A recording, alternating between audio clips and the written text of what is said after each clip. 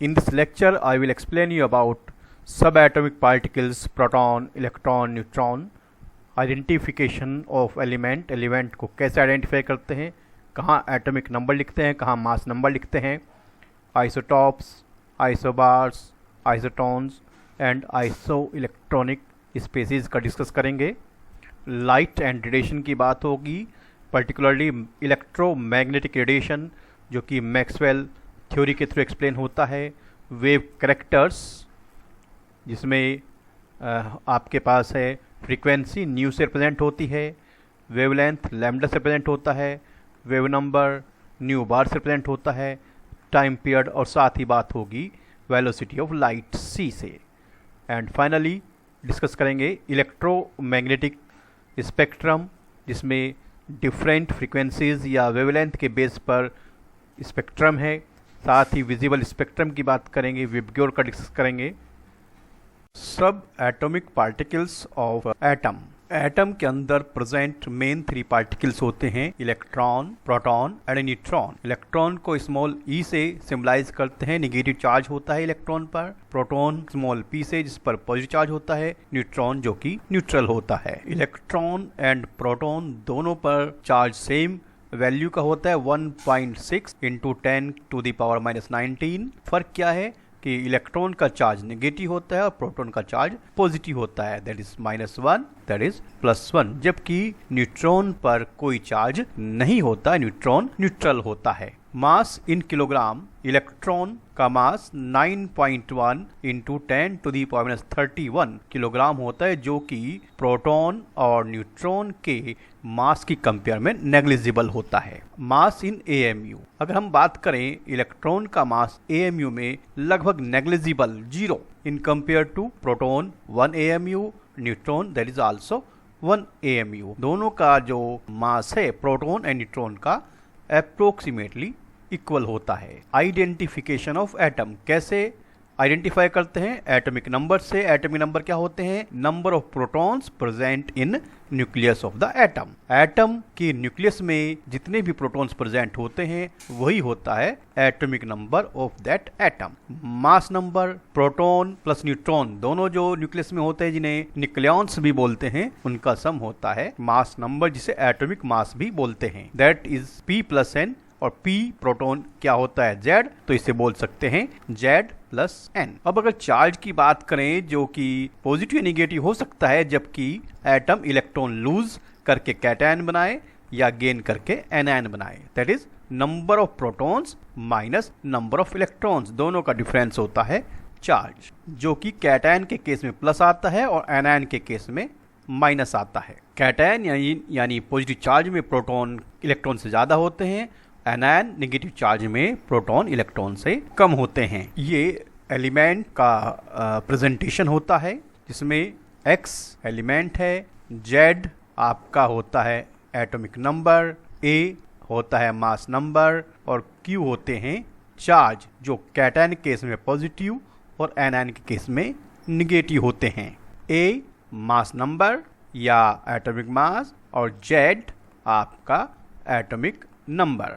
Consider कोई species इसमें proton है 16, इलेक्ट्रॉन 18 और न्यूट्रॉन भी 18 है। तो इस कंडीशन में Z एटॉमिक नंबर होता है प्रोटॉन के इक्वल, जो कि यहाँ पर गिवन है 16, तो एटॉमिक नंबर हो गया है 16, जिसे यहाँ पर पुट किया as a atomic number. Mass number होता है प्रोटॉन प्लस न्यूट्रॉन। प्रोटॉन है आपके पास 16 और न्यूट्रॉन है 18, तो 16 + 18 मास नंबर हो गया 34, जो कि एज दिस यहाँ पर पुट किया 34। अब चार्ज देखें, Q प्रोटॉन थे 16, इलेक्ट्रॉन थे 18, तो 16 - 18 -2, तो 2 निगेटिव चार्ज यहाँ पर है।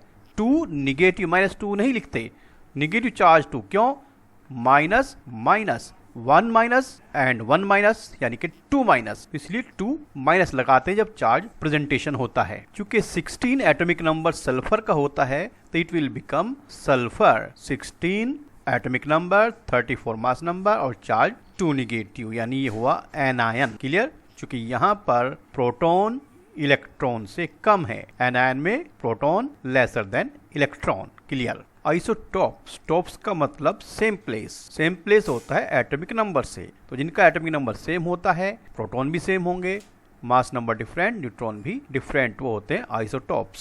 सच as isotope of hydrogen, protium, deuterium, tritium.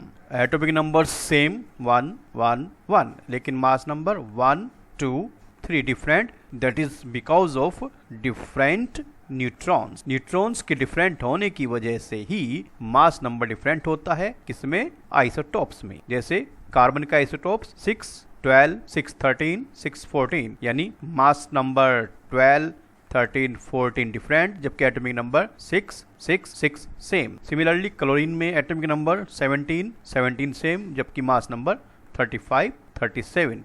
तो क्लोरीन 35 क्लोरीन 37 जो आइसोटॉप्स हैं, that is because of different number of neutrons.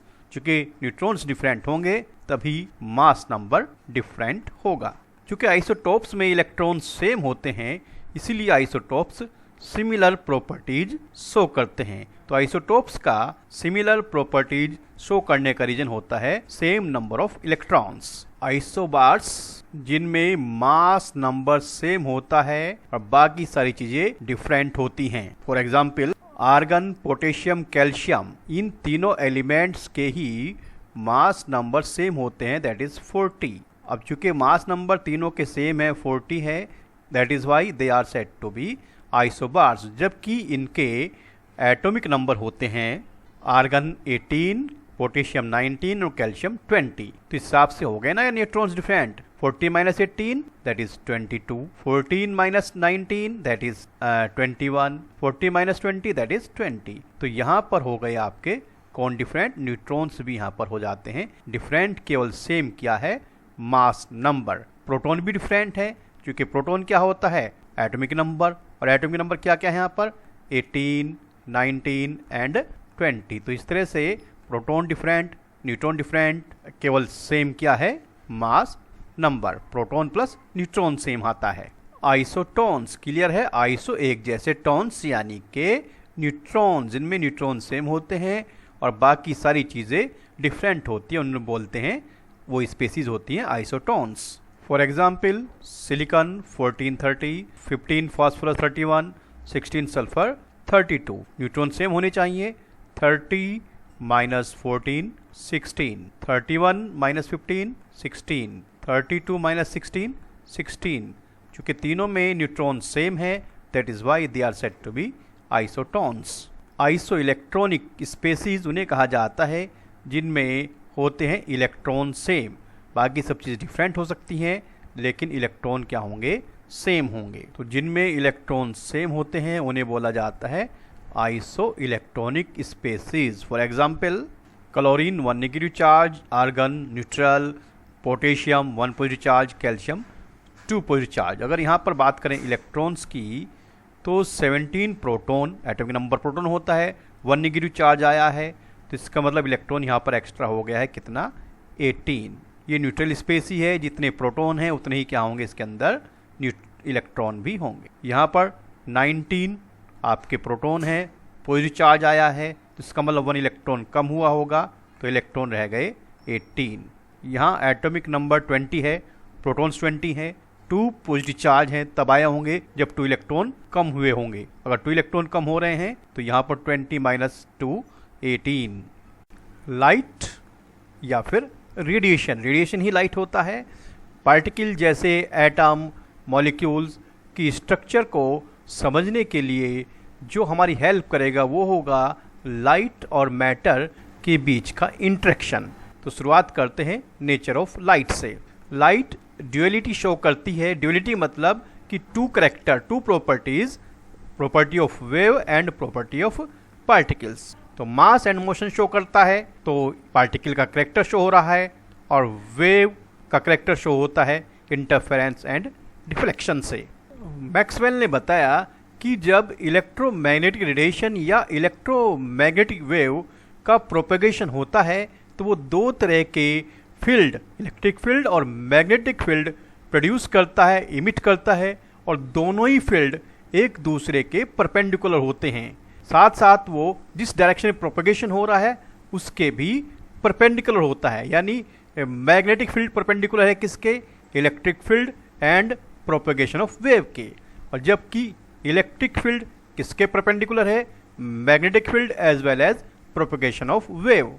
Electromagnetic radiation, जिसे मैं EM से रिप्रेजेंट करूँगा आगे, किसी तरह के मीडियम की ज़रूरत महसूस नहीं करता, जैसे कि साउंड मीडियम की रिक्वायरमेंट होती है।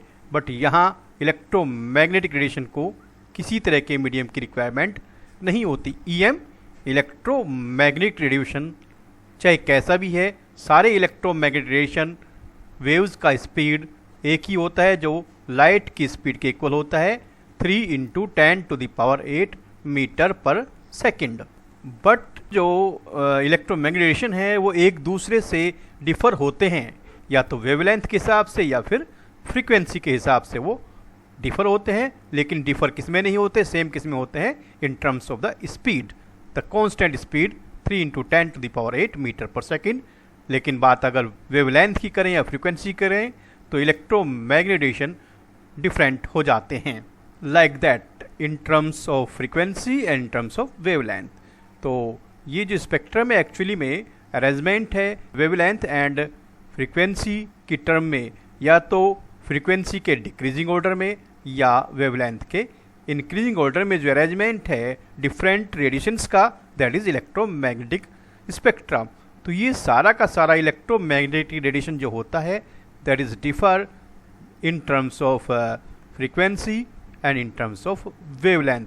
हालांकि इनमें से 10⁻15 वाला ही विजिबल होता है। बाद में मैं इसका डिटेल में डिस्कस करूंगा। वेव को करेक्टराइज किया जा सकता है, वेव के अपने कुछ करेक्टर होते हैं, एम्पलीट्यूड, वेवलेंथ, लैम्डा से रिप्रेजेंट करते हैं, फ्रीक्वेंसी न्यू से रिप्रेजेंट करते हैं, वेलोसिटी जो कि लाइट की होती है, फ्रीक्वेंसी और वेवलेंथ का जो प्रोडक्ट है that is equal to velocity of light. Wave number के लिए हम फ्रीक्वेंसी जैसा जो सिंबल होता है न्यू के ऊपर बार लगा दे तो वो होता है वेव नंबर, जो कि 1/λ, और इसको मेजर करते हैं मीटर इनवर्स में। Time period reciprocal of the frequency. Look here, this maximum height या दिस मैक्सिमम डेप्थ होता है amplitude, that is amplitude, this one amplitude is. अब ये क्रस्ट की दूसरे क्रस्ट तक की डिस्टेंस या ट्रफ से ट्रफ तक की डिस्टेंस होता है वेवलेंथ, जिसको नैनोमीटर एंगस्ट्रम में या मीटर में मेजर करते हैं। फ्रीक्वेंसी किसी पर्टिकुलर पॉइंट 1 सेकंड में जितने भी वेव्स पास हो सकती हैं that is said to be frequency.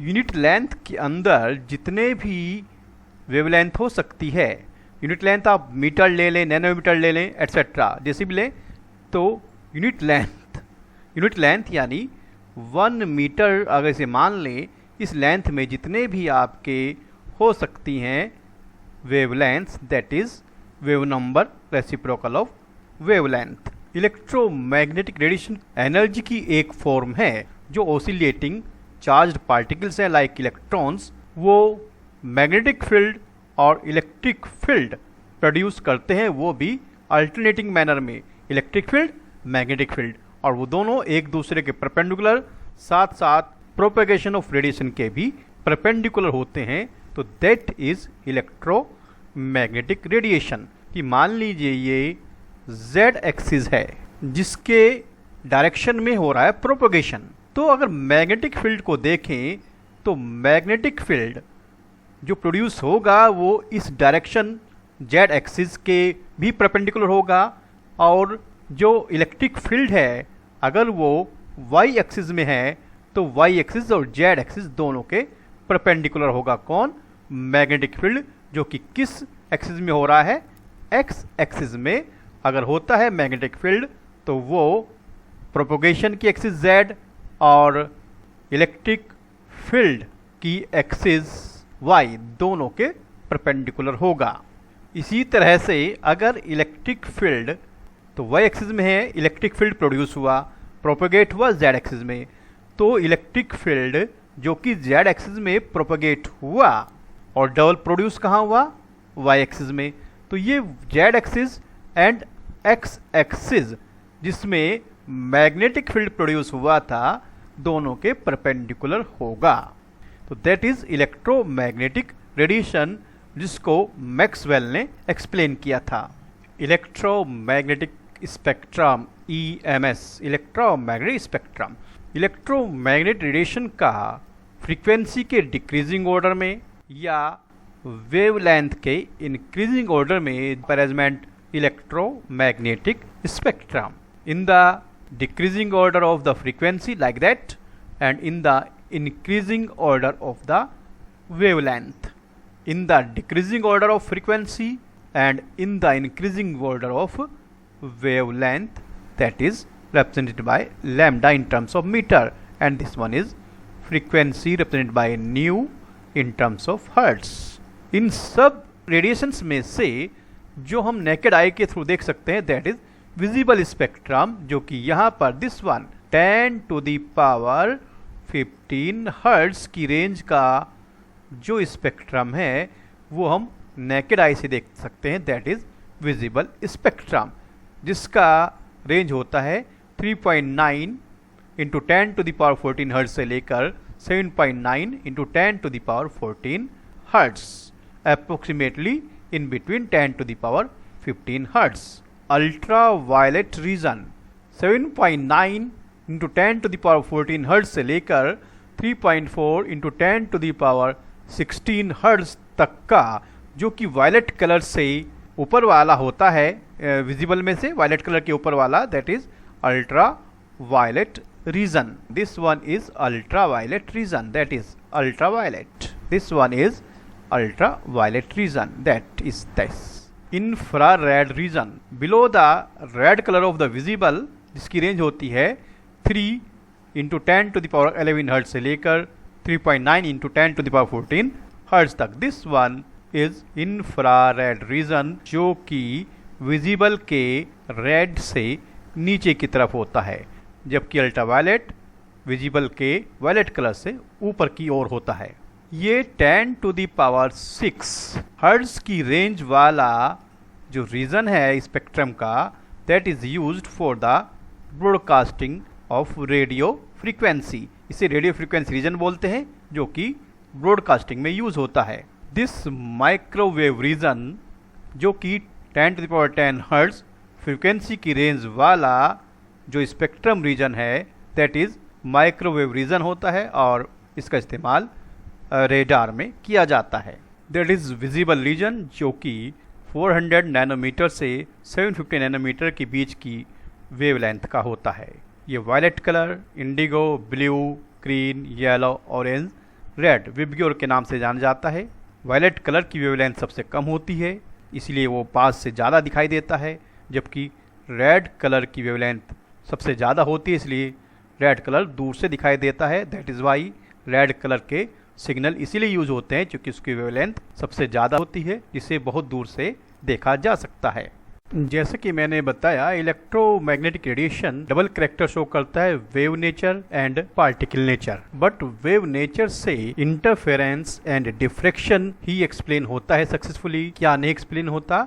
Particle का जो कैरेक्टर होता है, just as photoelectric effect, black body radiation, spectra of atoms, इन सब को एक्सप्लेन करने के लिए रिक्वायरमेंट होगी स्ट्रीम ऑफ फोटॉन्स, जो कि पार्टिकल नेचर को एक्सप्लेन करेगा। जनरली जब radiation actually stream of photons किसी बॉडी की सरफेस पर या किसी मेटल सरफेस पर स्ट्राइक करता है, टकराता है, तो यह रिफ्लेक्टेड, एब्जॉर्ब्ड और ट्रांसमिटेड पार्ट की फॉर्म में ऑब्जर्व होता है। नेक्स्ट लेक्चर में हम डिस्कस करेंगे photo electric effect, different spectra of atoms such as emission spectra, absorption spectra, line spectra, etc.